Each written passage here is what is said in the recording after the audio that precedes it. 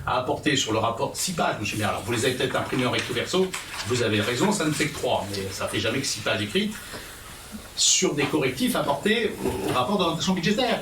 Je rappelle qu'on a commencé cette même séance l'année dernière avec la bagatelle d'une petite erreur de 700 000 €. C'est systématique.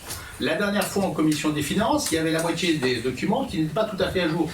Donc c'est à peu près, c'est la traduction même du travail effectué et qui, moi, me pose un problème dans la qualité que vous pouvez avoir de l'analyse de travail que vous faites.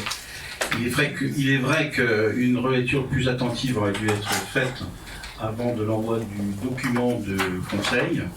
Celle-ci a été faite en tout début de semaine et les éléments correctifs et les erreurs dans ce document, dans le document de rapport d'orientation budgétaire, ont en effet été transmis à l'ensemble des conseillers municipaux. C'était le minimum que nous devions faire. Ceci a été fait. Et la présentation a été transmise un peu en avance, pas assez. Je vous en remercie infiniment puisque vous êtes allé effectivement sur ce terrain. Je vous remercie, ce qui nous a permis, m'a permis de travailler cette nuit sur le dossier. Merci beaucoup, monsieur Dubin, parce que là, pour le coup, je suis obligé de vous adresser tous mes remerciements. J'avais prévu de commencer par ça tout à l'heure. Bien, monsieur Margot, je dois quand même vous rappeler l'article 14 du règlement. Oui, Vous avez droit à la parole lorsque vous demandez la parole et lorsqu'elle vous est accordée. Vous intervenez, vous interrompez à chaque fois, quel que soit l'intervenant. C'est un débat, monsieur le conseil. Comment? C'est un débat. On n'est pas dans les débats. Ça n'empêche que la règle de fonctionnement du conseil municipal doit être respectée. Vous ne la respectez jamais. Et ça vous fait sourire. Monsieur Dumas. Bien, donc on va attaquer la présentation du rapport d'orientation budgétaire. Donc, voilà, merci. Donc un petit rappel de ce rapport est présenté dans les 2 mois qui précèdent le vote du budget. Le vote du budget aura lieu dans un mois. Il donne lieu à un débat et je pense qu'on l'aura. Il doit faire l'objet d'un vote dans une délibération spécifique, non pas pour approuver ou pour contester, mais pour dire que le débat s'est tenu. Donc on va présenter rapidement le contexte économique, l'évolution financière, plus longuement l'évolution financière de la commune. On va passer en revue l'état du personnel, les perspectives budgétaires annuelles et pluriannuelles et on fera un point sur l'assainissement.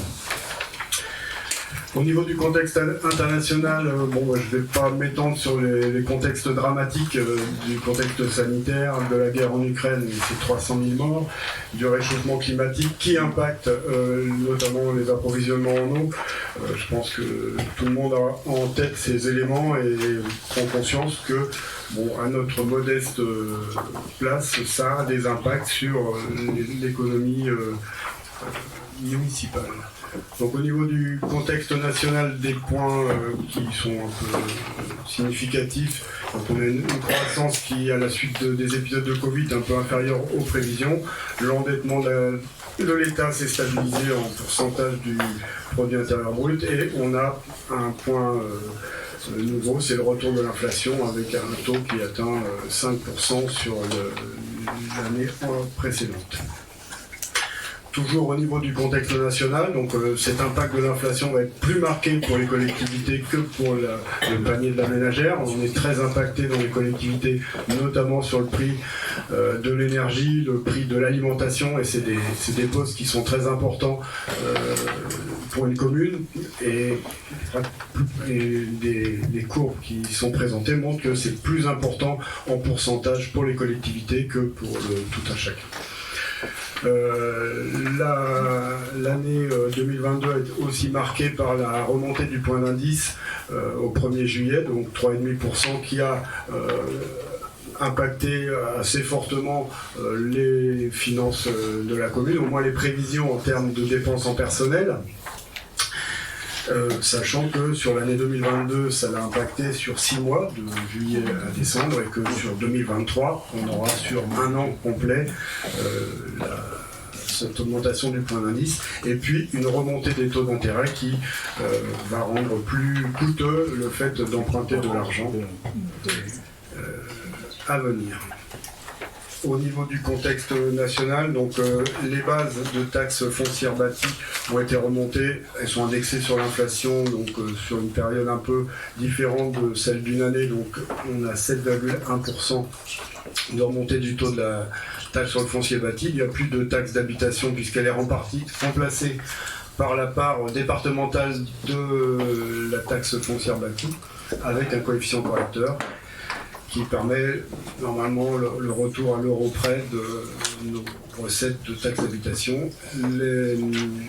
L'État a mis en place des dispositions d'amortissement des hausses du coût de l'énergie, l'amortisseur électrique. Et on a des modifications des règles de la dotation globale de fonctionnement qui nous donnent une indication. Vous m'entendez pas ? C'est pas ça, je suis là, mais pardonnez-moi, là, j'ai quelque chose que j'ai vraiment pas compris dans ce que vous venez de dire. Oui. Quand vous dites que la taxe d'habitation a été supprimée, et qu'elle Pour a les ménages. Mais elle a été supprimée pour les ménages, mais pour les communes, elle est compensée à l'euro près par la taxe foncière bâtie agrémentée d'un coefficient correcteur. Est-ce que c'est plus clair ? Je pense que ce qu'il faut expliquer, c'est que la recette... On pourra... mais parce que vous pouvez oui, garder vos questions pour la non, fin. parce que là, en l'occurrence, votre exposé n'est pas assez... Enfin, laisse ça à penser. Il était clair pour tout le monde. Très bien. Alors, c'est moi l'abruti. Vous avez raison. J'ai pas dit ça. Non, mais très bien. Il y a moi qui n'ai pas compris sur cette table. Mais autour de cette Très table, bien. chacun sait, dans la Tout salle, à fait. chacun sait que la taxe d'habitation est Bien, portée monsieur. par les ménages. Très bien. Donc, on n'a pas le droit de poser de questions. Sauf pour les résidences secondaires. Je précise. Non. Et on n'a pas le droit de poser de questions. Mais si. Si. Mais dans l'ordre et en respectant le règlement de la séance. Et en respectant ceux qui parlent. Je redonne la parole à Article 14. Bien, donc, en ce qui concerne la DGF, puisque je me suis arrêté sur la DGF, l'enveloppe, on sait qu'elle va être globalement en hausse. Par contre, il y aura des modifications de règles d'attribution dont on ne maîtrise pas encore les effets pour les communes. Et donc, il peut y avoir des changements qui pourraient impacter soit à la hausse, soit à la baisse les recettes de la commune de Molès sans qu'on puisse, à l'heure actuelle, pouvoir l'évaluer puisqu'on ne connaît pas le détail de la modification de ces règles et l'impact sur notre budget. Au niveau de l'intercommunalité, on va avoir le transfert de compétences assainissement, on en parle depuis plusieurs années et il se produira probablement en 2025. L'assainissement collectif, pardon, puisque l'assainissement individuel a déjà été transféré. Donc probablement en 2025. Et l'intercommunalité aussi a maintenu les aides aux communes, toutes les dotations, avec un montant qui a été préservé dans le budget de la communauté de communes, qui est également le débat d'orientation budgétaire a été fait, le budget n'est pas voté, il sera voté à la fin du mois. Et par contre, on a pu prendre en compte le transfert de la charge de fauchage des bas-côtés des voies communales qui était avant assumée par la communauté de communes et que les communes vont reprendre. Pour nous, ça représente de l'ordre de 30 000 € par an. Là c'est un petit schéma qui n'était pas dans le rapport d'orientation budgétaire mais que je présente tous les ans, donc c'est juste pour rappeler un peu à tout le monde le fonctionnement du budget. On a deux sections, une section de fonctionnement et une section d'investissement. Dans la section de chacune des sections, il y a des dépenses et des recettes, et c'est avec l'autofinancement, c'est l'excédent de fonctionnement, donc la différence entre nos recettes et nos dépenses, qui peut basculer au niveau de l'investissement pour financer nos investissements à venir et aider à rembourser nos emprunts. Au niveau d'une analyse globale de ces résultats de fonctionnement, on a constaté en 2022 une baisse marquée de notre épargne. L'épargne, je rappelle que l'épargne brute, c'est la différence entre les recettes de fonctionnement et les dépenses d'investissement. Donc on a eu une augmentation marquée de nos dépenses et une légère baisse de nos recettes, ce qui entraîne une baisse globalement de près d'1 million de notre autofinancement, qui reste toujours au-delà de 1 million. Et donc sur la courbe, là, il y a une courbe corrigée en vert qui traduit le fait qu'en fait en 2021, et ça on l'a évoqué en commission finance, les recettes de la commune ont été surcompté par la trésorerie. Enfin, on a émis un titre de recette à la trésorerie qui a été validé et qui en fait n'était pas bon et qui représente quand même plus de 200 000 €. Et donc en fait, en 2022, on a corrigé cette erreur de 2021, ce qui fait que le résultat de 2021 aurait dû être un peu moins bon, C'est-à-dire au lieu d'avoir 2,2 millions d'autofinancement, on aurait dû avoir un peu moins de 2 millions. Et par le même coup, l'autofinancement pour 2022 est un peu meilleur, si on tient compte de cette différence sur 2021, que celui qui apparaît sur la courbe bleue. Je reviendrai tout à l'heure sur l'erreur si vous voulez. Nos dépenses de fonctionnement, donc je l'ai évoqué tout à l'heure, elles ont augmenté nettement. Elles étaient de 5,22 millions d'euros en 2021. Elles sont montées à 6,02 millions d'euros, donc une augmentation de 15% qu'on va détailler suivant les postes principaux. Les charges dites à caractère général, c'est toutes nos consommations d'énergie, d'eau, nos prestations de services, toutes les dépenses courantes qu'on peut faire. Donc elles ont augmenté de 14%. Et pour la grosse majeure partie de ces augmentations est liée à l'augmentation du prix de l'énergie qui avait commencé déjà en 2022 et qui va se poursuivre en 2021. L'alimentation, on a eu également des surcoûts au niveau des assurances et quelques frais d'actes et de contentieux qui ont augmenté assez nettement par rapport à l'année antérieure. Et puis, quand on a examiné le compte administratif en commission et quand vous avez pu le regarder, il peut y avoir des différences assez sensibles sur certains postes qui sont liés à des différences d'affectation comptable. Et si vous avez des questions relatives au compte administratif, pour ceux qui ne sont pas à la commission finance, parce que je les ai expliqués en commission finance, vous n'hésiterez pas à les poser. L'évolution des charges à caractère général, donc la tendance qu'on ressent pour 2023, c'est une très forte hausse des coûts énergétiques, malgré les mesures qu'on a pu prendre de limitation de l'éclairage public et de chauffage dans nos bâtiments publics. Même avec l'amortisseur gouvernemental, on aura une hausse très importante de nos coûts énergétiques. Le coût de l'énergie passera d'environ 260 000 euros en 2022 à près de 400 000 euros, même en tenant compte donc, des éléments que j'ai cités, en 2023. On va aussi subir l'inflation sur les prix d'alimentation, le papier, les carburants, etc.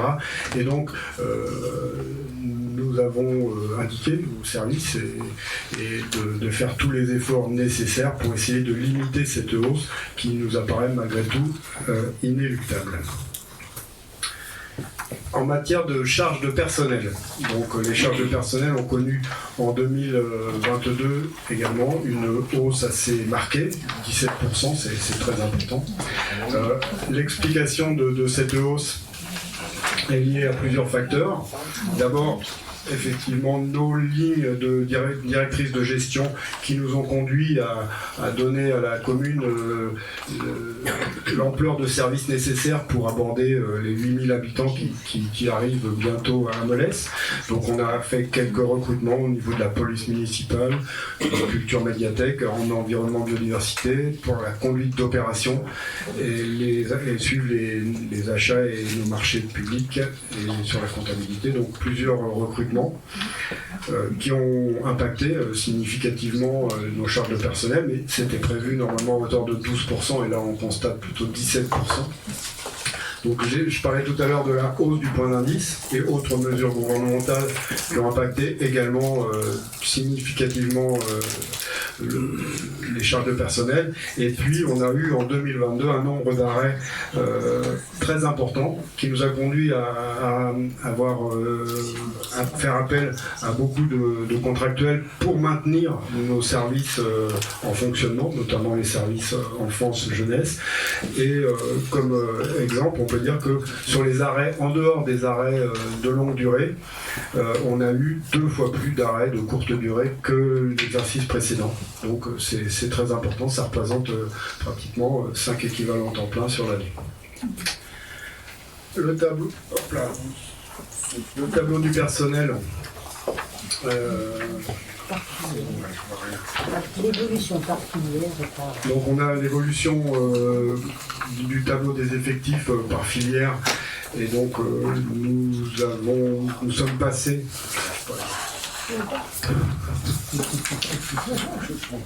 Excusez-moi, j'ai changé de lunettes.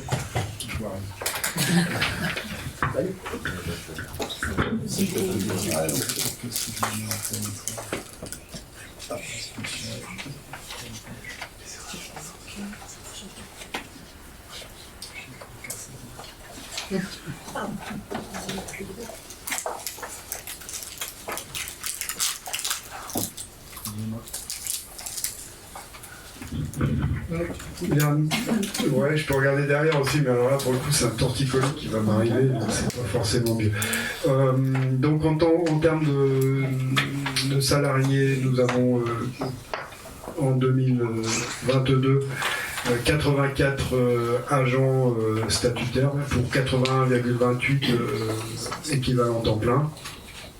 À cela viennent s'ajouter 4 postes d'apprentis et donc au global un effectif de 88 agents. Et donc là on a les chiffres au 1er janvier, on avait en 1er janvier 2022 environ 18 agents non titulaires qui correspondaient à 11,7 équivalents temps plein, et au 1er janvier 2023 28 agents non titulaires correspondant à 19 équivalents temps plein. On voit que la hausse elle s'est faite principalement sur des agents non titulaires.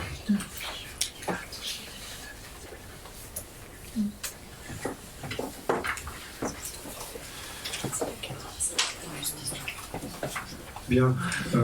En ce qui concerne l'évolution pour 2023, on va avoir une poursuite de la hausse, puisqu'en fait tous les postes qui ont été créés sur l'exercice 2022 vont être ceux qui prennent en compte qu'une partie de l'année, on va avoir l'impact sur une année complète. On va avoir quelques renforts à faire avec l'entretien de notre nouvelle salle multifonction Champourtin. Bon, il y a de façon un peu plus anecdotique le recensement de la population qui va représenter une petite charge pour la commune, mais qui est compensée majoritairement par une subvention dédiée, et on espère une baisse du nombre de remplacements, et on espère vraiment que la fin du Covid conduira à revenir avec moins d'arrêts et de remplacements nécessaires. Nos recettes de fonctionnement, alors, je vous expliquais tout à l'heure, c'est là que se situe la différence, elles sont en baisse apparente. Donc, s'il n'y avait pas, à l'heure actuelle, donc on peut compter qu'en 2021, on a 7,45 millions d'euros de recettes pour 7,24 en 2022. Mais si on n'avait pas fait l'erreur d'affectation en 2021, on aurait 7,21 en 2021 et 7,48 en 2022, donc une hausse d'environ 200 000 euros. D'un point de vue financier, c'est ça qu'il faut retenir, plutôt que la baisse qui est anecdotique et liée à de la trésorerie. Nos recettes fiscales, elles sont en légère hausse, même si on constate une baisse au niveau de la taxe locale de publicité et de la taxe électricité. Probablement les gens consomment moins d'électricité. En ce qui concerne l'atténuation de charges, ça correspond au remboursement de maladie. Là, on a 2 fois plus d'arrêts, je l'ai cité tout à l'heure, mais par contre, on n'augmente pas nos recettes. Pourquoi ? Parce qu'en fait, on a changé de contrat en début d'année, parce que le contrat qu'on avait précédemment allait nous coûter extrêmement cher. Ils ont remonté de façon importante les coûts des contrats. Et donc, pour payer un peu moins cher le contrat, on a pris une franchise, pas une franchise, comment on appelle ça ? De carence, voilà, plus importante. Et donc, forcément, on a 2 fois plus d'arrêts, mais on n'a pas 2 fois plus de recettes de ce côté-là. Les produits et des services sont en hausse marquée, notamment sur l'accueil loisirs. Et ça, c'est lié au fait qu'après le Covid, on a retrouvé le plein fonctionnement de l'accueil loisirs. C'est assez étrange parce qu'en fait, en 2021, on avait récupéré pratiquement tous les élèves à la cantine, mais pas à l'accueil loisirs. Et ils sont tous revenus. C'est peut-être pas les mêmes, mais en 2022. Et donc on retrouve un niveau de fonctionnement. Donc il faut savoir que c'est des services qui coûtent à la commune, et qui nécessitent, et surtout au niveau du personnel. Donc ça légitime aussi le fait d'avoir fait appel à des contractuels. Nos dotations sont en hausse, mais comme je l'ai indiqué tout à l'heure, le rattrapage de 2021, c'est-à-dire 239 000 euros inscrits en tronc en 2021 sont déduites de nos recettes 2022 et conduisent à la différence que j'ai déjà évoquée. En matière, donc, un petit point sur les impôts et taxes, donc 4,5 millions d'euros, constitués d'une part des impôts directs, fonciers bâtis, fonciers non bâtis, et la taxe d'habitation sur les résidences secondaires. Donc ces impôts directs représentent 3,5 millions d'euros, contre 3,372 millions d'euros en 2021 liés à la revalorisation des bases. La taxe sur la consommation d'électricité est en baisse de 7%. Lié à une baisse des consommations d'électricité. On a une valeur très élevée de nos droits de mutation. Il y a toujours beaucoup de ventes de maisons et d'entreprises sur Melesse. Et donc on a le tableau qui nous permet de voir le nombre de déclarations d'intention d'aliéner, le nombre de ventes qui nous reviennent. Et on voit qu'on est toujours sur des niveaux très élevés. Et notamment, on peut citer aussi le fait qu'il y a eu des ventes d'entreprises sur le courant de l'année 2022 qui ont constitué des recettes significatives qu'on ne retrouvera pas forcément, sauf s'ils décident encore de revendre ces bâtiments. En 2023, donc on peut s'attendre à une baisse pour ces recettes et puis une légère baisse pour la taxe locale sur la publicité extérieure, mais qui sont faibles. En matière d'investissement, donc on a pour payer tous nos dépenses de bâtiments, de construction, etc. On a des recettes qui se sont élevées à 7,375 millions d'euros. Donc on a l'excédent de fonctionnement de l'année antérieure qui s'est élevé à peu près 958 000 euros. En baisse nette par rapport à l'exercice précédent puisqu'on avait dégagé 1,9 million d'euros en 2021. L'amortissement qui est aussi une part d'autofinancement à hauteur de 319 000 euros. Donc c'est un basculement du budget de fonctionnement sur le budget d'investissement. Donc ça fait partie de l'autofinancement. La taxe d'aménagement, on a eu un montant élevé cette année de 340 000 euros, mais sur ces 340 000 euros, il y a 110 000 euros qui seront reversés à la communauté de communes puisque ça concerne des constructions en zone d'activité communautaire et c'est la communauté de communes qui investit sur ces zones d'activité, qui paye les routes, l'éclairage, etc. Donc c'est logique et c'est ça, c'est le contrat fiscal avec nos collègues de la communauté de communes qui veut ça. Donc on reversera cette année 110 000 euros de taxes d'aménagement à la communauté de communes. Le fonds de compensation de TVA, donc c'est le remboursement de la TVA sur nos investissements. Donc ça c'est calculé sur les investissements de l'année N-2 et donc ils représenteront 346 000 euros cette année. Des subventions, donc vous aviez un tableau détaillé des subventions dans votre dossier. Elle représente pour l'année, l'exercice 2022, 416 000 euros. Et enfin l'emprunt contracté en 2022 autour de 1,3%, taux très intéressant, qui permet de financer largement les dépenses d'investissement de l'exercice et un peu celle de 2023. Un petit point sur la dette, donc forcément la dette a augmenté puisqu'on a emprunté 4 millions d'euros et donc elle s'est établie à l'heure actuelle de l'ordre de 6,7 millions d'euros. Et donc vous avez sur le graphique qui suit, c'est le tableau d'échelonnement de la dette actuelle, ça ne tient pas compte des emprunts futurs. Et donc on voit qu'il y a une baisse assez marquée entre 2023 et 2025 puisque deux emprunts importants arrivent en fin de remboursement, donc ça donnera un peu d'air à notre remboursement d'emprunt et ça nous permettra de pouvoir à nouveau emprunter pour financer les investissements à venir. 4,2 millions d'euros de dépenses d'investissement, donc 3,2 millions dans la programmation pluriannuelle d'investissement, les ouvrages importants, donc avec l'équipement multifonction du Champ-Courtin en hauteur de 2,4 millions d'euros, l'aménagement du mail qui va avec à 230 000 euros, l'extension de groupe élémentaire le début des travaux, tous les terrassements, etc. et des études à hauteur de 300 000 euros. La salle communale du pôle intergénérationnel qu'on va récupérer bientôt et qu'on paye en 3 fois, donc à hauteur de 150 000 euros. Le local mécanique moto qui a été inauguré récemment à hauteur de 65 000 euros. En dehors de cette programmation pluriannuelle d'investissement, 1 million d'euros de dépenses qui se répartissent entre la voirie, les aménagements, les bâtiments, les espaces communaux, diverses acquisitions des services, véhicules, matériel, d'investissements nécessaires au fonctionnement de la commune et au bien-être des habitants.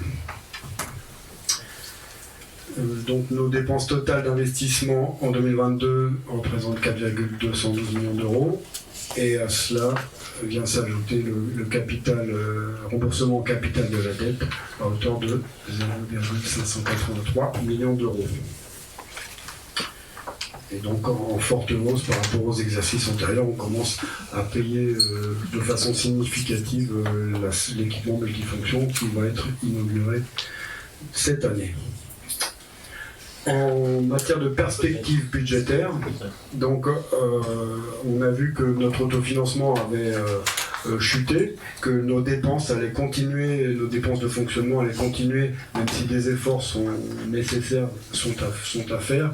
On continuera de baisser notre autofinancement sur 2023. Donc les choix qui sont proposés d'abord, c'est d'ajuster notre programmation pluriannuelle d'investissement et de limiter les dépenses récurrentes d'investissement également. Donc il va falloir terminer évidemment les travaux de la salle multifonction du Mail, avancer les travaux de l'extension de l'école élémentaire, donc terminer nos études d'orientation de programmation.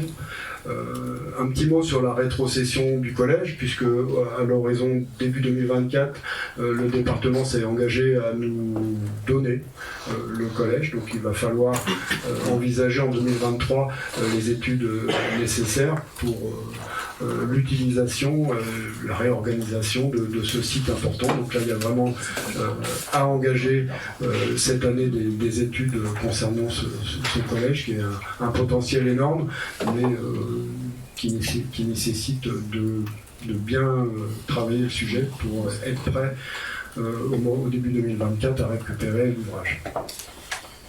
La poursuite de l'étude du nouveau groupe scolaire, donc, qui va être nécessaire avec l'augmentation du nombre d'élèves, de la cuisine centrale, puisque l'actuelle commence à être vraiment trop petite, et des abords du pôle intergénérationnel. On a également maintenu l'inscription d'une halle couverte. Alors je dis à meilleur coût parce que la couverture en panneaux solaires doit en payer une grande partie, et donc le but du jeu, ça va être de faire un investissement qui ne sera pas trop élevé en finance, et on va essayer de trouver le meilleur compromis. Et puis d'investir aussi, alors là c'est dans les économies d'énergie pour maîtriser nos dépenses, c'est un point fort du budget. On a mis le paquet sur notamment l'aménagement des lampes de toutes les salles pour essayer de diminuer l'impact de cette augmentation des coûts de l'énergie qu'on subit de plein fouet.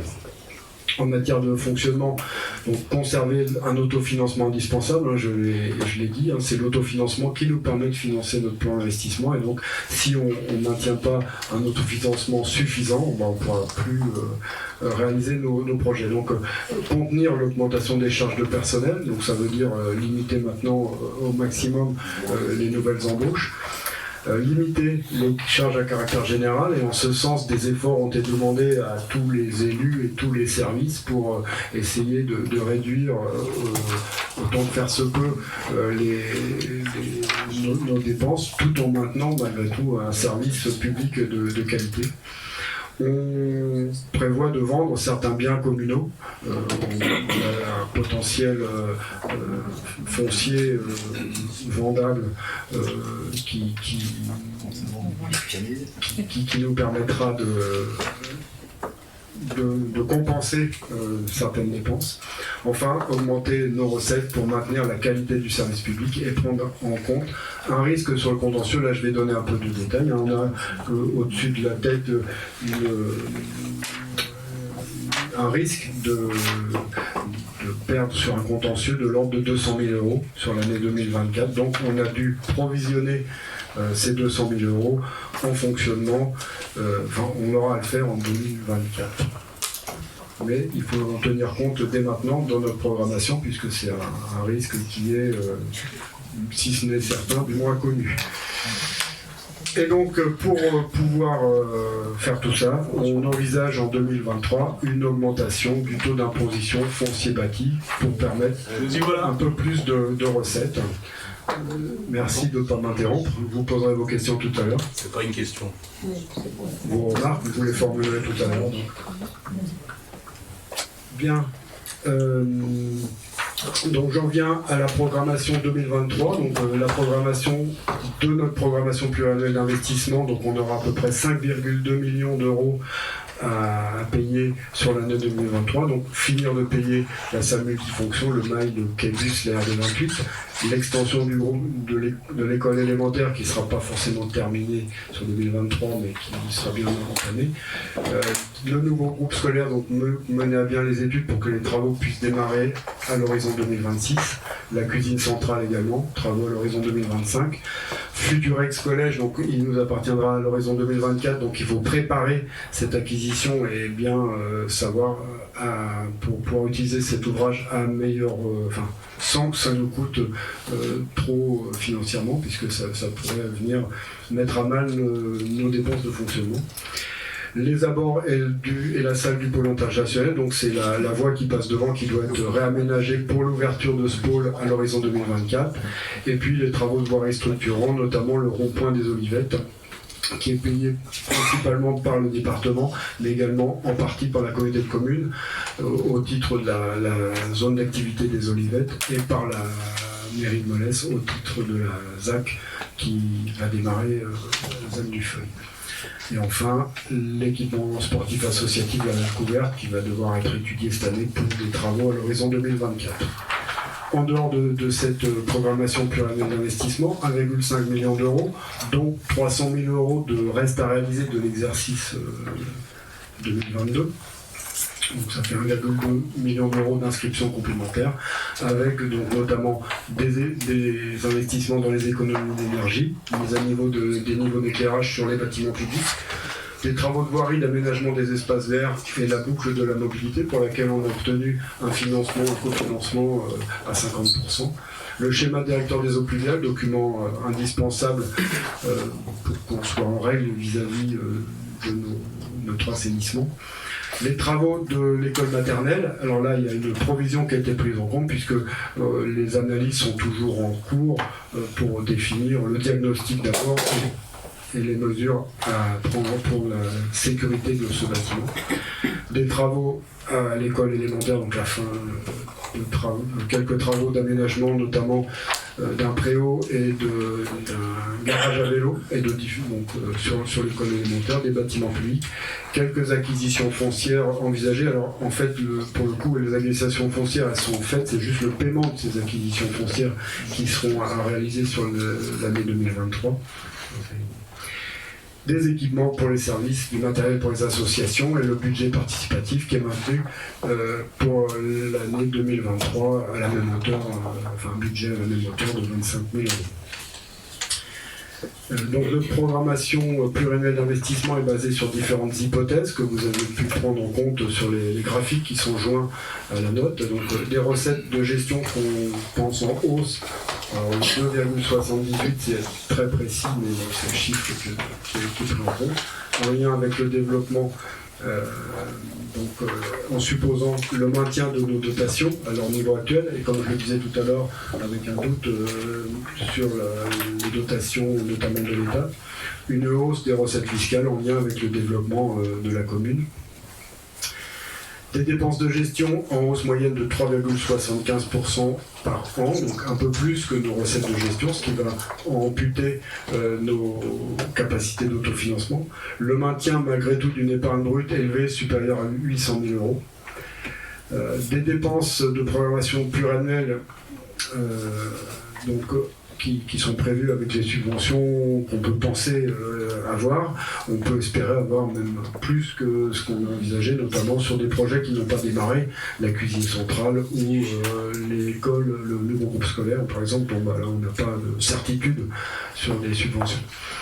On a intégré évidemment les recettes qui viendront avec le développement de la ZAC et la vente de patrimoine que j'ai cité tout à l'heure.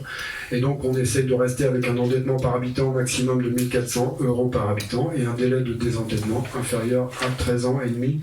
Le délai de désendettement, c'est le rapport entre la dette et l'autofinancement brut. Donc sur ce tableau-là, derrière, je pense que vous l'avez sur votre note et vous la lirez mieux, mais ça reprend les différents éléments que j'ai cités avec l'échelonnement annuel des paiements programmés. Donc on voit que jusqu'en 2024, on a pas mal d'opérations, et après 2024, on a maintenu essentiellement la cuisine centrale et le nouveau groupe scolaire, sachant qu'au-delà, on ne peut pas aller, puisque sinon, on n'arrivera pas à financer d'autres projets d'envergure. Donc voilà, là je reprends un petit peu, c'est les graphiques qui nous montrent les évolutions programmées de nos dépenses, de nos recettes de gestion, donc avec les différents postes de recettes fiscales, produits des services, etc. Les modélisations, donc la trajectoire de nos dépenses de gestion, et notamment les dépenses personnelles qui représentent une part importante. Il faut souligner qu'on a beaucoup de services qui sont dans la commune et pas externalisés, contrairement à d'autres communes qui peuvent avoir des parts de dépenses de personnel plus faibles. La trajectoire de l'épargne qui est programmée, donc on maintient globalement une épargne brute assez haute, même si l'épargne nette en fin de modélisation descend assez bas. La petite baisse marquée que vous avez pour 2024, c'est lié à la prise en compte du risque de contentieux qu'on a évoqué tout à l'heure et qui ne se déroule que sur un an, puisque l'année d'après on n'aura pas. Et donc au global, cette modélisation nous donne une trajectoire de dette à l'horizon 2028 de 11,3 millions d'euros, et ce qui donne pour les 8000 habitants à peu près qu'on aura en 2028 1 400 € par habitant. C'est une dette qui reste élevée, mais qui est cohérente avec une commune en expansion comme la nôtre. Et donc d'ici 2028, on aura probablement à revoir, comme chaque année, la programmation pluriannuelle d'investissement. Donc là, c'est la trajectoire de notre capacité de désendettement, et on voit que on passe à des hauteurs assez importantes, puisqu'en 2027-2028, on sera au-dessus de 12%, 12 ans, pardon, pas %, de capacité de désendettement, donc en rapportant les volumes de la dette sur l'épargne brute de l'année. Voilà, j'en ai terminé. Je suppose qu'il y a des questions. Je vais donc faire place aux questions. Parfait. Quels sont ceux qui veulent intervenir? Monsieur Marmont. Je suis toujours impressionné de voir que certains dans cette salle savent être muets avant moi. Moi, je ne sais pas être muet, mais je n'avais pas compris que le mandat de conseil municipal, c'était d'être muet, ou plus exactement d'être mouton. Ça veut dire quoi, ça? C'est que, alors, je vais, puisque Vous tout à l'heure, vous avez permettez, une idée, vous permettez, vous m'autorisez, monsieur le maire? S'il vous plaît, monsieur Marbeau, mouton, vous gardez ça. Celui qui dit, celui qui Ok. est. Alors, non, mais attendez, c'est bon. Monsieur Maury, vous avez écoutez, raison. je pense que les moutons, Le ragondin va retirer la forme mais s'il vous plaît. Ne me parlez pas de ce mot-là, monsieur, je ne me sens aucunement concerné. Et deuxièmement, monsieur, s'il fallait mesurer le niveau d'intervention des élus, je pense que dans votre équipe, monsieur, c'est uniquement vous qui parlez et toujours Jean-Baptiste Marbeau qui parle. Rarement vos colistiers n'interviennent. Alors, s'il vous plaît, vos leçons, vous les gardez pour vous. Ça commence à bien faire. Monsieur Ferrand, vous voulez intervenir? Ouais, je voulais juste revenir sur les propos que vient de tenir M. Maury à l'instant. Je suis désolé, mais... Parlez plus fort, monsieur Ferrand, s'il vous plaît. éventuellement, avec un micro, peut-être que je pourrais. Non, allez-y. Je suis désolé, j'ai pas votre voix de stentor, donc je suis désolé, je peux pas parler très fort. Chacun ses armes. Voilà. En tout cas, je suis désolé, mais on tient la parole de temps en temps, effectivement, les uns après les autres, en fonction effectivement de ce que l'on sait et de ce qu'on a envie de faire. Voilà. Oui. Non, mais c'est juste. Non, mais c'est juste une allusion, c'est juste une façon de dire les mouton, choses mouton, pour toujours abaisser. Enfin, Attendez. Mouton, c'est le terme employé par M. Margot. C'est pas nous qui l'avons Je suis dit, désolé, on pouvait difficilement laisser passer ça. Non, mais oui, mais c'est comme ça, M. Margot. On va peut-être passer aux choses sérieuses, monsieur. Vous décidez. Alors, évitez ce genre de propos inconsidérés. Monsieur le maire, S'il vous plaît, s'il vous plaît. Vous le cherchez, monsieur Margot. Madame, arrêtez de vous S'il vous plaît, agresser. s'il C'est vous vous plaît. qui commencez quand C'est même. votre problème. Si vous avez des états d'âme, c'est Mais votre non, c'est pas les états Monsieur d'âme. Margot, vous avez la Respectez les parole. gens qui sont avec vous. S'il Respectez-les. vous plaît, s'il vous plaît. Il a réussi ce qu'il voulait. Bah ouais, comme d'habitude. S'il vous plaît, monsieur Margot. Monsieur le maire, un débat, c'est quoi? C'est un échange de points de vue entre différents individus. Et la leçon obligé de donner des leçons à Merci, personne oui. sur les moutons, pas les moutons, quoi. Vous pouvez On a fait un travail à grand C'était bruit. trop ça, M. Margot. Moi, j'aimerais bien que vous vous excusiez. Ouais, bah oui, nous aussi on attend les excuses. Clairement. Madame Marzin. Clairement. Je pense que nous avons un travail en amont, en équipe, qui fait qu'un certain nombre de choses sont parfaitement connues, comprises, expliquées, avant de venir en conseil municipal. Voilà, c'est tout ce que je voulais rajouter. Et qu'on font toutes les équipes municipales. Et que font toutes les équipes municipales. Et qu'il faut aussi. Monsieur Margot. Sauf, monsieur le maire, que normalement une équipe municipale organise également un certain nombre de commissions dans lesquelles sont étudiés un certain nombre de sujets. Je rappelle que la commission sport ne s'est pas réunie depuis 2 ans et que la commission éducation ne s'est plus réunie depuis 1 an et demi ou 1 an. C'est pas vrai. Là, c'est faux. C'est faux. C'est faux. Depuis 1 an. Depuis 1 an. C'est faux. C'est On va ouvrir la dernière Bien, table. venons-en aux remarques que vous vouliez faire. On va juste poser la question à M. Jetel. Nous Non, en s'il vous tout à l'heure la dernière table de la réunion. C'est pas l'objet, là. Là, Vous dire que la prochaine aura lieu le 21 mars. Ah, Bien. c'est bien. Mais on connaît la date de la prochaine, on ne connaît pas la date de la précédente. Vous souhaitiez intervenir, monsieur Margot. Oui, je souhaiterais intervenir, monsieur le maire, parce que on a alors. Moi, je vais, si ça ne vous ennuie pas et si cela est possible, essayer de suivre le même cheminement que monsieur Dubas. Et donc, si on pouvait reprendre la présentation en même temps, de telle façon que lorsque je vais poser des questions ou parler sur certains sujets, on puisse avoir la même diapo à l'écran. Ben, vous donnez la diapo sur laquelle vous Là, posez vos questions. je suis d'abord sur la diapo 2 pour commencer mon propos liminaire. Vous venez très tranquillement, très sereinement de nous annoncer une augmentation des impôts. Page 22 de votre document, vous dites très clairement que vous allez augmenter les impôts. Vous aviez, monsieur le maire, pris l'engagement de ne pas le faire. Je constate que cet engagement, vous ne le tiendrez pas, puisque vous dites clairement ce soir que vous allez augmenter les impôts. Ce qu'il faut que les Molésiens comprennent, c'est pourquoi vous allez augmenter les impôts. Et vous allez augmenter les impôts pour 2 raisons essentielles. La première, c'est que vos charges explosent et que vous ne les maîtrisez plus. On va revenir dans le détail, en particulier sur les charges de personnel. Madame, si ça vous fait sourire, vous avez le droit, mais 30% d'augmentation des charges de personnel en 2 ans, c'est quasiment jamais vu en Ille-et-Vilaine. Et surtout, vous ne maîtrisez absolument plus vos dépenses. La salle sans fonction que vous inaugurerez peut-être cette année, puisque déjà l'année dernière vous nous en promettiez l'ouverture, et l'année d'avant vous nous en promettiez également l'ouverture, et quand vous l'avez imaginé, vous l'avez annoncé pour une inauguration en 2019, la salle multifonction, son coût à la livraison aura été majoré d'1 800 000 €. Ce sont vos chiffres, monsieur le maire, que nous publierons dès demain d'ailleurs, 1 800 000 € de plus que ce que vous avez annoncé.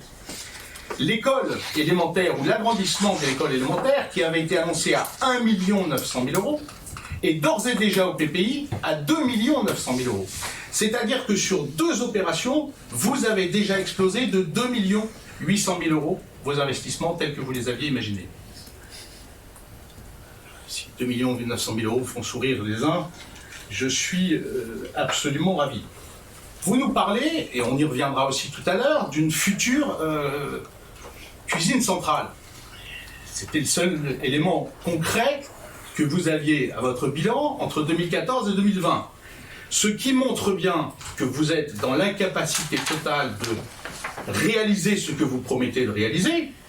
Et d'ailleurs, vous l'avez démontré, M. Dumas tout à l'heure l'a expliqué très tranquillement.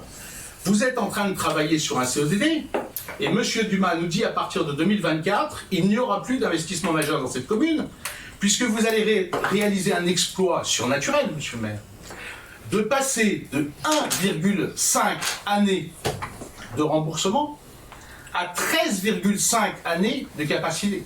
De 1,5 à 13,5.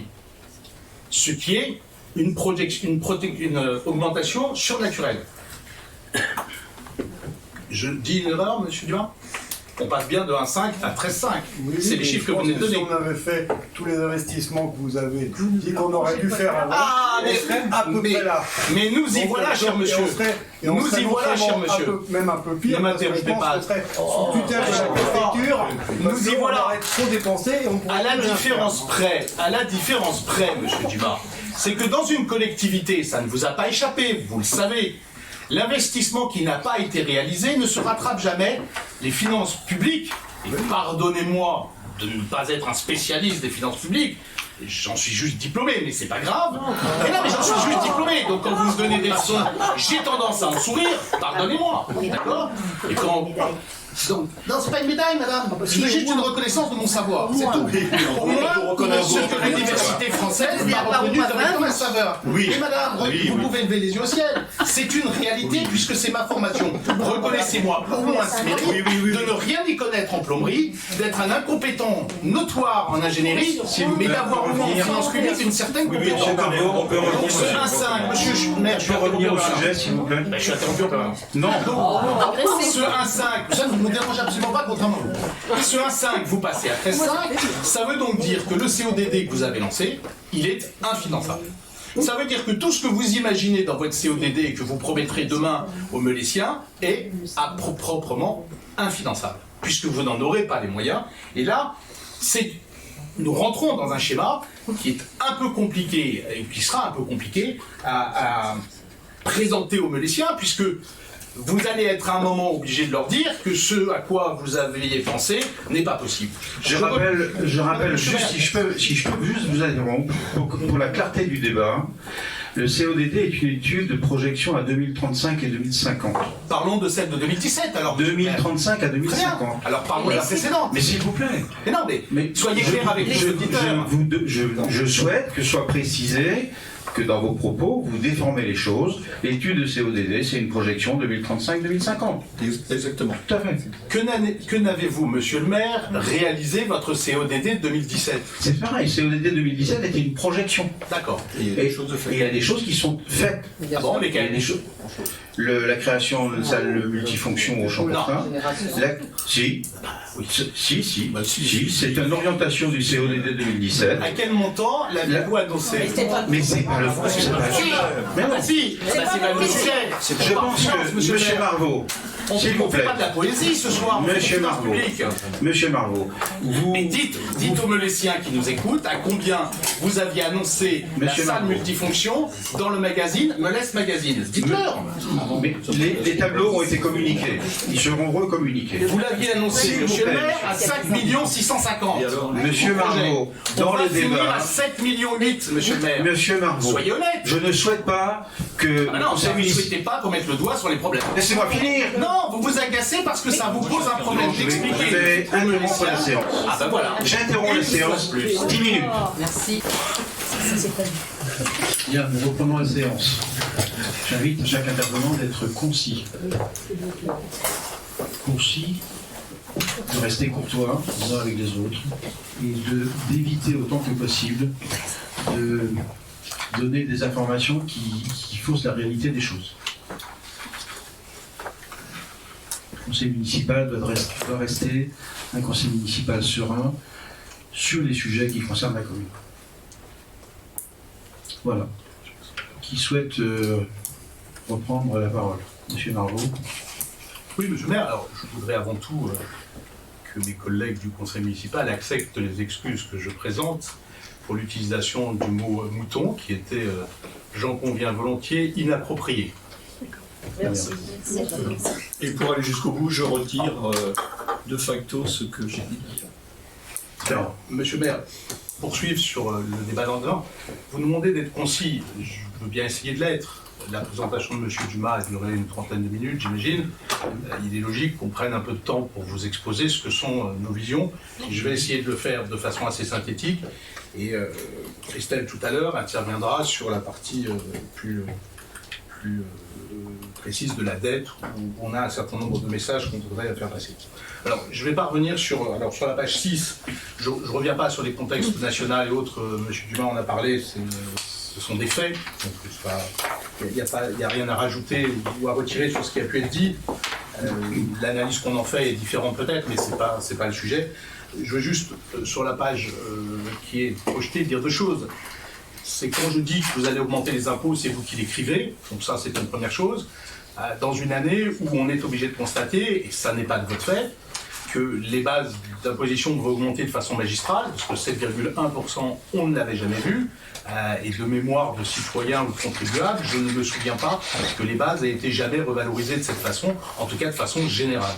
Et donc on a une double augmentation l'année prochaine de nos recettes, et donc une double augmentation de l'imposition qui va être faite sur la tête des Meuliciens. Et en l'occurrence, des seuls Meuliciens, puisque là, ne sont touchés que les habitants de la commune et personne d'autre. On parle bien du contribuable et de sa taxe sur le foncier bâti, c'est-à-dire sa taxe foncière qui est payée par, je crois, 60% des Meuliciens ou 75% des Meuliciens, si les chiffres sont à peu près ceux-là. Donc, il faut que là-dessus on soit assez clair. Moi, je voudrais aussi souligner que la DGF est en hausse, et ça c'est quand même une très bonne nouvelle, et peut-être qu'il est bon de le rappeler, c'est que le gouvernement fait le travail pour lequel il est en charge, c'est-à-dire d'aider les collectivités, de les accompagner dans une période extrêmement difficile d'un point de vue budgétaire, et donc on souligne, et M. Dumas l'a souligné, le fait que cette DGF était en légère augmentation, légère, mais augmentation. Là encore, nous avons, vous et moi, M. Dumas, connu de nombreuses années où la DGF était en baisse, d'année en année. Par contre, je vais préciser aussi qu'on ne savait pas, compte tenu de la modification des critères, si pour nous, ça allait se traduire par une baisse ou par une hausse, parce qu'on a à l'heure actuelle une DGF relativement élevée par rapport aux communes qui nous entourent. Vous avez raison, mais même si nous étions impactés par une baisse, et vous le savez mieux que moi, la baisse ne serait pas immédiate en termes elle serait étalée dans le temps. Donc en tout état de cause, l'impact ne serait que minime s'il devait intervenir la première année. Si je peux me permettre, à ma connaissance, la DGF va augmenter peu, c'est ce que vous mentionnez, et que le gouvernement a refusé que cette DGF soit indexée sur l'inflation. Ce qui aurait été quand même peut-être logique. Monsieur le maire, il n'y aurait pas plus inflationniste comme politique que d'indexer la DGF ou les salaires, d'ailleurs, sur l'inflation. À la seconde où vous rentrez dans cet exercice, vous alimentez l'inflation. Je complétais simplement votre information. Monsieur le maire, c'est là où je pense qu'on parle d'économie pure et de finances publiques pures, et qu'il est évident qu'à la seconde où le gouvernement prendrait, quelque gouvernement que ce soit d'ailleurs, prendrait une telle décision, c'est comme si demain, le gouvernement décidait d'indexer les salaires de la fonction publique, donc le point d'indice, sur l'inflation.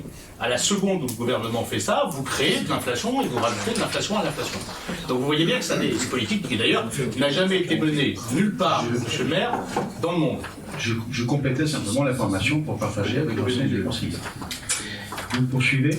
Oui, sur la page 7, je m'interroge, je me questionne, parce que là, il y a quand même quelque chose qui nous interpelle. Vous nous dites que le transfert de compétences d'assainissement se fera en 2026, pardon, ça c'est la loi qui le dit, c'est pas nous. Avant le 1er janvier 2026. Oui, donc en 2025, mais on en reparlera tout à l'heure. Quid de nos équipements au moment du transfert? C'est un sujet, monsieur le maire, donc, pour lequel je ne voudrais pas débattre. Donc je mets juste un point d'interrogation. C'est mon collègue qui tout à l'heure, Marc-Olivier Ferrand, en parlera. Je ne veux pas débattre de ce sujet. Je souligne juste ce point, mais je ne veux pas, pour les raisons que vous connaissez, débattre directement de ce sujet. Mais je souligne pour l'information de tout le monde que l'étude technique de ce transfert démarre sur l'ensemble des 19 communes. Oui, mais je parle pas de ça, monsieur le maire. Je parle de l'état de nos équipements à nous, au moment du transfert. Ça n'a rien à voir avec le transfert. Ah si, c'est peut-être quand même un sujet. Non. Ah si, l'état de notre step, si on la transfère dans l'état actuel, elle ne marche pas. Mais si, c'est tout simplement, la loi prévoit que le transfert de la compétence d'assainissement collectif doit être transféré avant le 1er janvier 2026. Aujourd'hui, la communauté de communes, mais vous le savez, vous êtes aussi conseiller communautaire, que l'étude de ce transfert démarre. Oui, voilà. Vous venez de sera dire- menée sur 2023 et pour une décision en fin 2023, début 2024, qui permettrait d'être en situation de pouvoir assurer le transfert au 1er janvier 2025. Et si je peux compléter la réponse, au moment du transfert, il y a une commission qui s'appelle la CLEC, Commission locale d'évaluation des charges transférées, qui se réunit pour justement apporter, savoir qui doit quoi à qui et pour pouvoir mettre tout le monde sur un pied d'égalité. Là, c'est plus simple, Patrice, parce que c'est un budget annexe pour toutes les communes, donc c'est plus simple. Alors, monsieur Dumas, vous gardez la question, et vous y répondrez tout à l'heure, mais est-ce à dire, dans les propos que vous venez de tenir, que on pourrait imaginer que la station d'épuration soit transférée en l'état sans avoir été ni agrandie ni transformée, et qu'à ce moment-là, la règle de compensation joue? Est-ce que j'entends que vous êtes en train de nous dire qu'on reporte de 2 ans les travaux? Pas du ou tout, c'est pas ça pas du tout, pas du tout. J'ai D'accord. pas évoqué Ok. du tout, Pas du tout, pas du tout. Ok, donc c'était pas ça. Pas du tout. Qui vient Très bien. Donc sur la page 9, s'il vous plaît, là, on a la parfaite démonstration, monsieur Dumas, de ce que j'essaye de faire comprendre sur le fait que ce qui compte dans ces 2 lignes, telles que vous les avez évoquées, je ne vous renverrai pas la petite pique de la ligne verte, je ne vous l'enverrai pas, mais ce qui compte sur ces 2 lignes, ce n'est pas la trajectoire à proprement parler de la ligne, mais c'est le différentiel qui existe entre la ligne du haut et la ligne du bas. On voit bien que nous avions, en 2013, une situation qui montrait que notre remboursement d'emprunt était très proche de notre épargne brute annuelle. Et donc que nous avions, grâce aux économies réalisées, puisque c'est ça la réalité, sur le budget de fonctionnement, la capacité à financer nos emprunts. Et on s'en est écarté. En 2013, non, je pense que vous lisez non, mal la courbe. Non, pas du tout. En 2013, on n'avait aucune capacité d'autofinancement et les banques, d'ailleurs, avec des chiffres comme ça, ne nous auraient pas prêté d'argent. Monsieur Dumas, Pour le si, coup. et justement, non. si Parce qu'ils votre regardent un cours- peu la capacité d'autofinancement et le rapport, le délai de désendettement en 2013, il était tellement élevé qu'on n'aurait pas pu emprunter. Pour le coup, on était dans une mauvaise situation. Je pense que vous lisez mal la courbe, si vous voulez.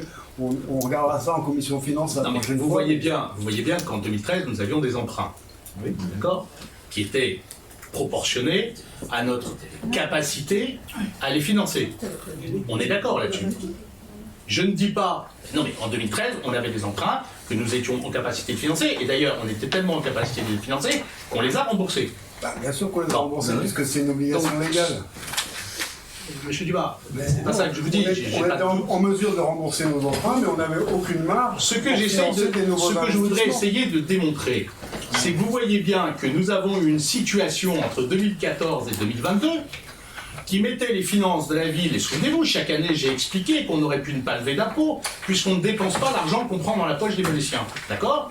On ne reviendra pas sur le taux de consommation des investissements, parce que c'est pas le moment de le faire, on le fera à un autre moment. Mais vous voyez bien que la réalité à laquelle vous êtes confrontés, c'est qu'entre 2014 et 2022, vous n'avez pas emprunté d'argent, ou quasiment pas d'argent, et vous n'avez financé quasiment aucune opération. Si, on a financé quand même une bonne partie des opérations avec notre Non, autofinancement. je parle, mais oui, non, mais de petites opérations. Je parle des gros investissements auxquels la commune est confrontée. D'accord?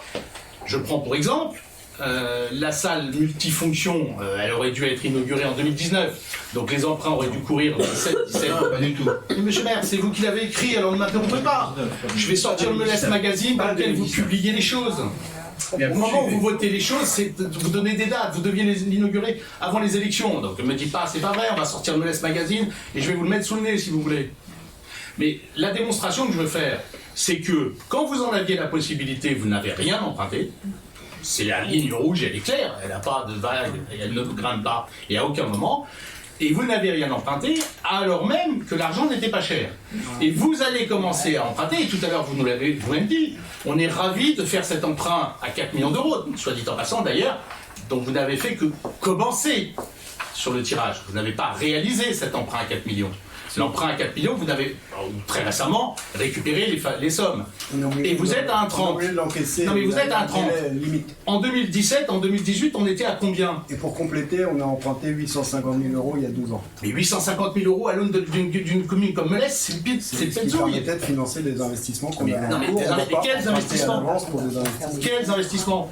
L'agrandissement de votre école. Rappelez-vous ce que disait Madame Mestri à l'époque, il n'y en a pas besoin. Donc on n'avait pas besoin d'école.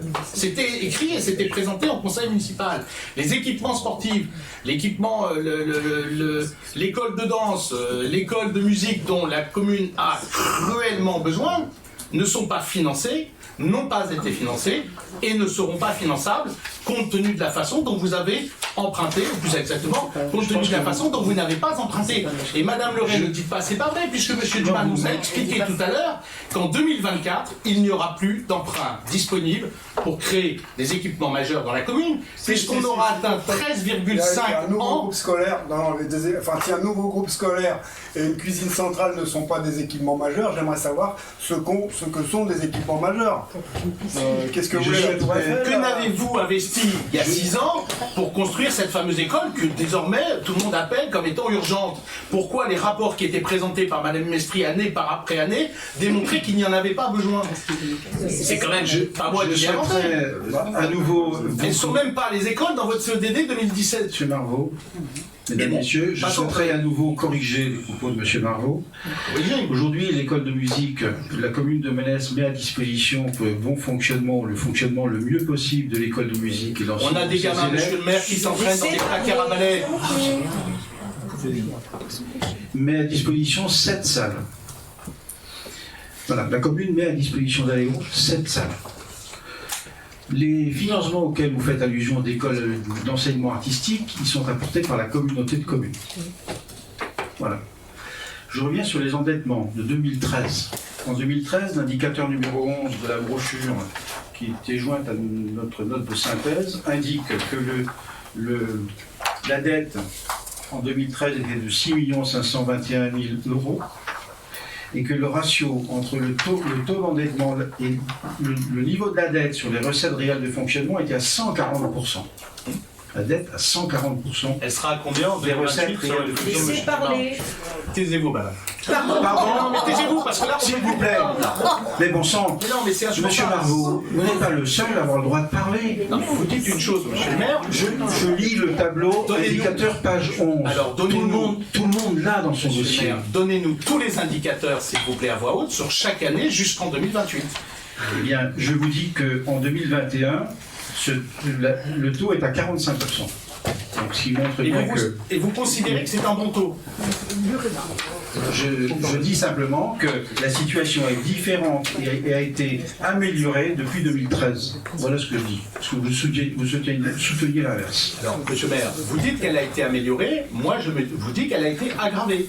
Et c'est là, c'est là où je pense, pardonnez-moi monsieur le maire, de pouvoir penser le contraire de ce que vous... Vous pouvez penser, mais j'affirme que ce que vous pensez et que vous exprimez n'est pas la réalité. Ce sont deux écoles de finances publiques qui vont s'opposer. Je suis prêt à en débattre avec vous. La réalité, c'est que votre méthode, vous nous dites, la commune n'était pas endettée. Vous avez entièrement raison. Si, je dis qu'en 2013, elle est... Non mais en 2013, je parle depuis que vous êtes arrivé en 2014. Parlons de 2014. On a pris une situation, une commune très endettée. 2013. Et vous allez livrer une commune surendettée.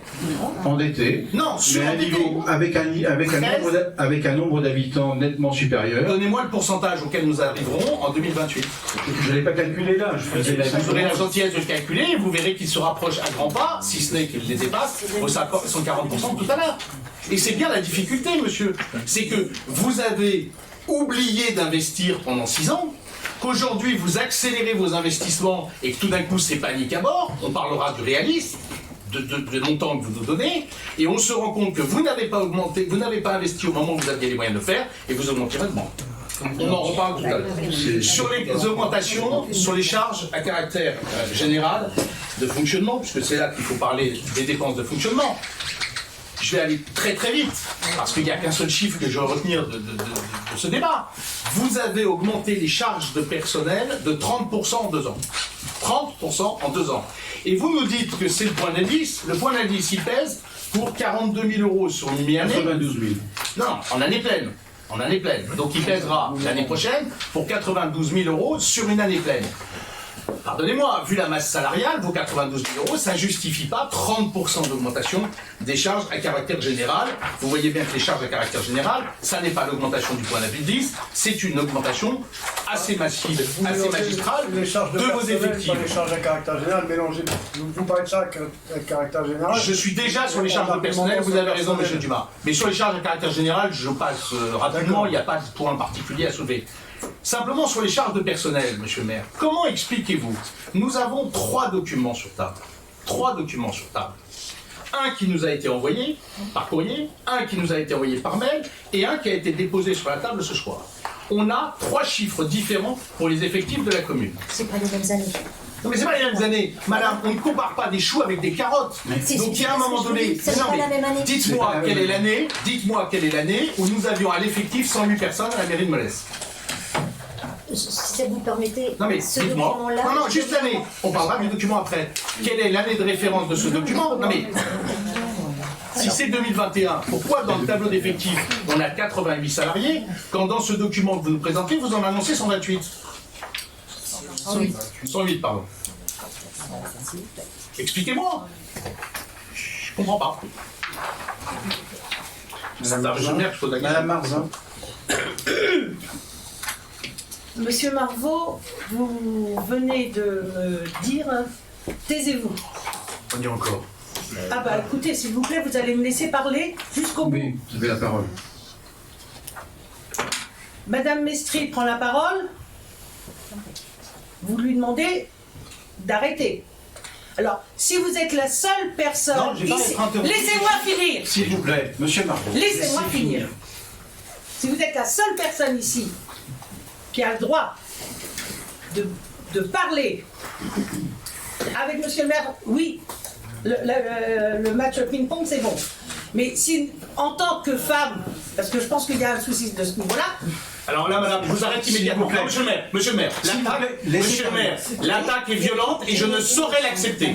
Il est inacceptable, monsieur le maire, que je puisse, quelque forme que ce soit, être suspecté, ne serait-ce qu'une seconde, par madame Marzin de misogynie. Une seule seconde, je ne l'accepterai pas, monsieur le maire. Je vous le dis tout de suite. Là, vous allez être obligé d'interrompre la séance parce que je ne l'accepterai pas. Non, madame Marzin retire immédiatement ce propos de misogynie. Je ne retire. Non, monsieur le maire, vous allez être obligé d'interrompre la séance. Vous allez être obligé, je n'accepterai pas une seule seconde, monsieur le maire, d'être qualifié de misogyne. Pas une seule seconde. Laissez terminer. Pas avec l'histoire qui est la mienne. Pas avec l'histoire qui est la mienne, monsieur le maire. Donc, en aucune façon, je n'accepterai. Ou madame Marzin retire immédiatement ce propos et cette accusation qu'elle ne saurait d'ailleurs étayer sous aucune forme que ce soit, ou alors je demande une interruption de séance au nom du groupe Ensemble pour Molès. Laissez terminer. Donc je demande une interruption. Mais s'il vous plaît, laissez-moi terminer. Laissez-la terminer. Vous l'avez interrompu. Laissez-la terminer. Est-ce que j'ai le droit d'avoir ce sentiment? Vous n'avez pas le droit d'exprimer. Non, vous n'avez pas le droit d'exprimer parce que c'est diffamatoire à mon compte. Non, mais si, vous laissez supposer quelque chose. C'est votre ressenti, vous avez le droit. Oui, alors mais vous n'avez pas le droit. Non, madame, c'est une attaque qui vous blesse. Et je vous expliquerai en aparté tout à l'heure pourquoi. Quand vous me dites taisez-vous, ça c'est pas agressif. Alors que ce soit agressif, oui, misogyne, non. Et justement, c'est toute la différence, madame. C'est que je vous considère comme un de mes collègues et en aucun cas je ne fais de vous une personne à part entière, de par votre genre, exprimé ou non exprimé. Ça n'est pas la question. Je parle à un de mes collègues à qui je dis taisez-vous parce que le maire ne vous a pas donné la parole. C'est sorti un peu vite. Non. Vous prenez la parole sans qu'on vous la donne. Sauf que vous prenez la parole sans qu'on vous la donne. Sans même que vous la demandiez. Sans même que vous la demandiez. C'est terminé. Monsieur Marvaux a levé la main. Je perçois de mieux en mieux. Donc je vais terminer par une seule question et je laisserai après Christelle Renaud parler parce que je pense que cette question elle va être assez parlante sur l'insincérité des documents que vous nous présentez. Dans le PPI, tel que vous le mettez sous nos yeux ce soir, dans le tableau de PPI, qui d'ailleurs d'un point de vue qualitatif, monsieur Dumas, pourrait être amélioré, vous en êtes conscient, vous nous dites que les travaux du collège se monteront sur la période 2023-2028 à 30 000 € de frais d'études en 2023, à 2024, en 2024 à 120 000 euros, et puis plus rien derrière. Non, les collèges, travaux collèges. D'investissement, effectivement, on a supposé qu'on n'allait pas faire de gros travaux d'investissement sur le collège. D'accord. Et vous supposez quoi? Moi, je suppose pas. J'ai dit aussi qu'on allait lancer une étude. Et qu'a priori, on est parti sur des éléments de... Mais comment vous pouvez supposer? Alors, je ne sais pas, vous m'expliquez tout à l'heure que Madame Marzin nous a expliqué tout à l'heure, vous aviez un grand travail d'équipe, un merveilleux travail d'équipe qui vous a amené à connaître. J'ai sous les yeux une lettre signée de Gaël Mestri en tant que vice-président du département qui dit clairement, donc madame, je suppose que vous vous souvenez avoir signé cette lettre, qui dit que, en toute apparence, en toute transparence, pardon, je souhaite également vous indiquer qu'une étude réalisée début 2022 a permis d'estimer le coût, uniquement le coût de désamiantage et de déconstruction du bâtiment du collège, à la somme de 600 000 euros. Monsieur le maire, si Madame Mestri ne vous a pas donné ce document, je vous en ferai une copie bien volontiers. C'est un document qui dit, monsieur le maire, c'est un document qui est le résultat d'une étude, qui dit que la simple déconstruction et le simple désamiantage du collège vont coûter la bagatelle de 600 000 euros. On pourra discuter du fondement de cette somme, qui ne serait, et on peut s'étonner que ce soit, à la commune de Melesse de le payer. Quand nous avons à l'origine cédé le terrain au département, il était vierge d'amiante. Et lorsque nous avons donné un nouveau terrain au département pour construire le nouveau collège, que je sache, il n'avait pas à être désamianté. Donc aujourd'hui, le département nous dit, et vous dit, que vous allez récupérer, que vous allez dépenser 600 000 euros, et vous, très tranquillement, vous écrivez 150 000 euros dans le S'il vous plaît, laissons Madame Mestri répondre ou intervenir. Alors, premier point, je ne suis pas amnésique, si ça peut vous rassurer. C'est bien, en plus ça vous fait rire. Donc ça, je suis contente de vous faire plaisir et de décontracter un peu l'atmosphère. Je suis tout à fait consciente de ce que j'ai signé. L'estimation du coût de la déconstruction ne veut pas dire que la commune souhaite déconstruire. C'est une indication que le département a formulée en indiquant que si jamais la commune souhaitait déconstruire, telle était la somme qu'il devait s'apprêter à engager pour la déconstruction. Il n'a nullement été fait question d'une obligation à déconstruire.